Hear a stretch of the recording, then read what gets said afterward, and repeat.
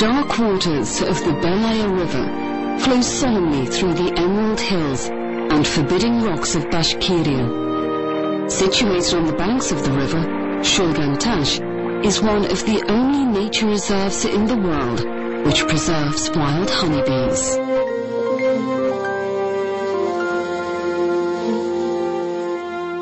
The Republic of Bashkortostan is on the border between Europe and Asia.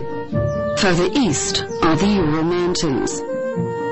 Although Moscow is less than 1,500 kilometers away, this piece of paradise seems to be located on a remote island.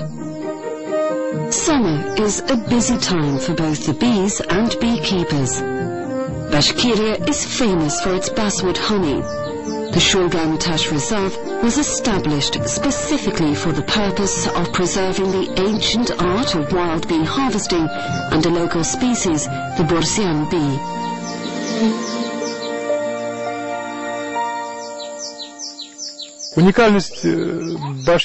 What makes the Bashkirian bee so unique is this. After the last ice cap melted, honeybees migrated north and eastwards until they hit the Ural Mountains and couldn't go any further. So the bees that dwell here are at the border of their natural habitat. Over centuries, they managed to adapt themselves to the local climate, which is rather harsh. These bees are different from their European relatives in that they are more industrious. On a good day, a hive can collect as much as 10 kilograms of nectar. Also, the bees are able to survive cold winters and reproduce at a fast pace. However, Mikhail Kosarev, the reserve's director, who visits the exhibition apiary daily, says the Borsian bee has its shortcomings, just like any other bee. They don't defend their colony as well as southern bees do. They're not as greedy. If you put some southern bees next to ours, the southern species will steal all of their honey. Our bees are naive and hardworking, just like the people who live here. The residents themselves are also very close to nature. Their houses aren't secure and they leave the doors open. They are always happy to receive visitors. They treat them to some homemade honey, as every household has an apiary in the yard.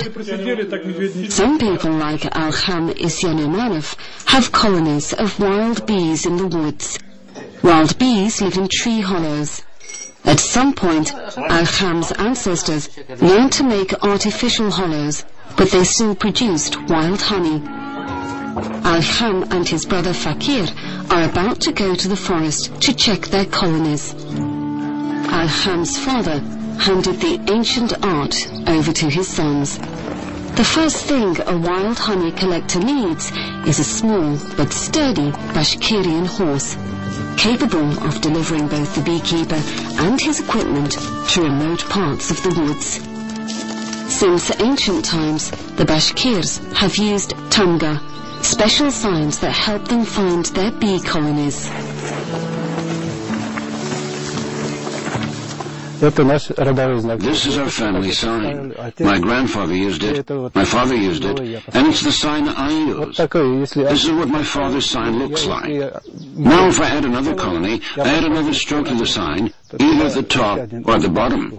My son will add yet another stroke, and it will become a new sign altogether. After the owner of a colony dies, someone else can take over their tree. Some pines have 2 or 3 tamga. Usually, though, a colony is inherited by the owner's son. This practice continues to this day.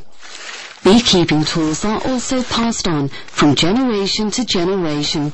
It's an ancient craft.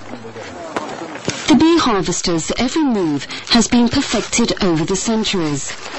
First, they climb up a tree using a kiram, a wicker belt with loops at both ends. By flipping the belt higher and higher, the harvesters can climb up the tree. Once they get to the top, they need to free up their hands. For this, they have a special platform that they attach to the tree and use as a foothold. The entrance to the hollow is covered with planks, and there's a hole so that the bees can fly in and out. A new hollow is usually left open to dry, but once the bees move in, it's better not to bother them, especially as they go to great lengths to defend their home. They can drive away a bear or any other intruder. Towards the end of the season, bees tend to become more aggressive. They sting more. I had to check some of my colonies at the time, and on several occasions, I had to flee. Of course, I didn't jump out of the tree. I just climbed down quickly and ran away. Alham is one of 16 local wild bee harvesters. 20 years ago, when the reserve was being established, just a few old men knew how to handle wild bees, and the craft was almost extinct. Presently, this rare occupation is becoming increasingly popular. Village schools in Bashkortostan hold classes on beekeeping. That's why there's a lot of young people at the reserve's apiary. Almas is 9 years old and Ravil is 13, but they have been entrusted with an important assignment to make frames for honeycombs. Ilfat is 19. After leaving school, he decided to become a beekeeper.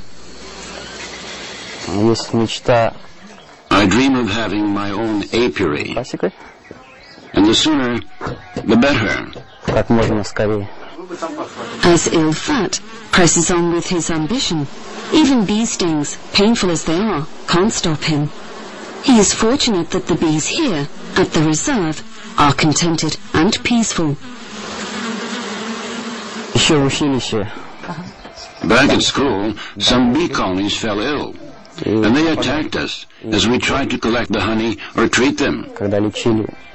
They stung us so hard, our eyes and ears were all swollen.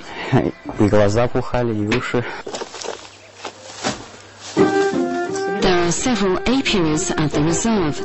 This is a breeding station which works to improve the Borsian bee. It's renowned for its delicious honey. The director can't explain why wild honey is in such demand, and also why it sells for such high prices in Moscow. The price is approximately 7,500 rubles, or $300 per kilo. This is probably the most expensive honey worldwide. It seems that people today are interested in rare and unusual things. The fact that this honey is being gathered somewhere out in the woods in an old-fashioned way stirs people's interest. Many tourists come to Shulgan-Tash during the summer to see rare butterflies and bees. For the reserve employees, however, tracking insects is their day-to-day job. They run around the hills in bloom, chasing large blue bees with butterfly nets. The insects look like large flies. They are carpenter bees, which are included on Russia's list of endangered species.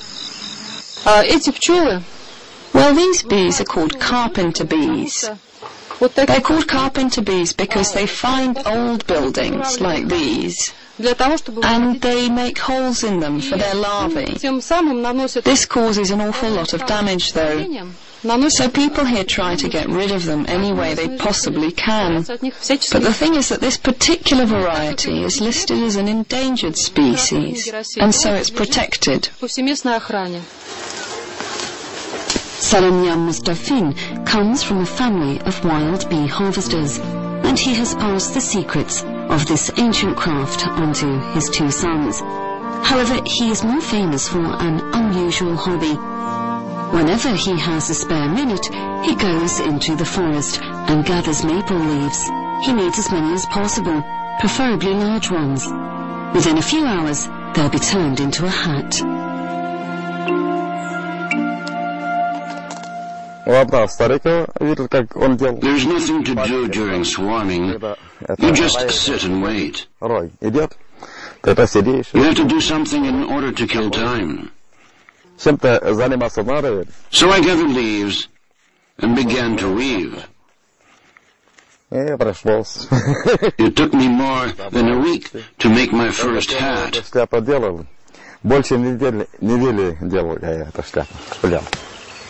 People who want an unusual souvenir order hats from Salinyan. He is more than happy to sell them. They are cheap. Well, sometimes someone will come to me and tell me they bought a hat from me 2 or 3 years ago, and they still have it. The leaves wither, but people still keep them. 2 or 3 hours, and a hat is ready. But people here don't marvel at fine handmade things. On the contrary, what they view as strange is the use of modern devices in the ancient craft of wild bee harvesting. Every autumn, beekeeper competitions are held. The main competition is making a hollow in a tree. This is also the only competition where the entrants are allowed to use a chainsaw. Making the hollow in the correct shape, the holes to let in air, and also honeycombs isn't an easy task. Even a small mistake could mean that the bees will never make a tree their home.